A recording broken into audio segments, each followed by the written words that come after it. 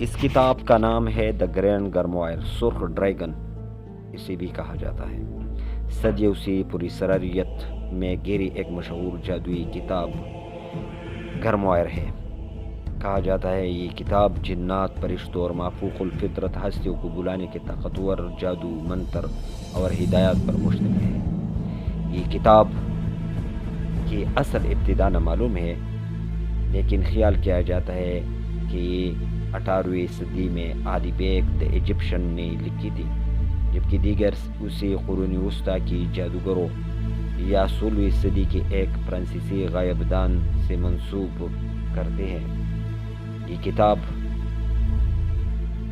اور اس کتاب کا مواد مختلف حصوں میں تقسیم ہے، جن میں لوسیفوگس رفوکالے نامی جن کو دولت اور طاقت کے لیے بلانے کا جادوئی دائرہ بنا کر ارواح کو کنٹرول کرنے کی ہدایات اور مختلف جنات و فرشتوں کو بلانے کے منتر شامل ہیں۔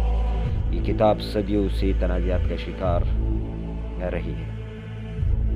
کچھ اسے حقیقی جادوئی طاقت کا حامل سمجھتے ہیں، جبکہ دیگر اسے محض افسانہ قرار دیتے ہیں۔ افواہ ہے کہ کالے جادو سے تعلق کی بنا پر اسے کیتھولک چرچ نے پابندی لگا رکھی ہے۔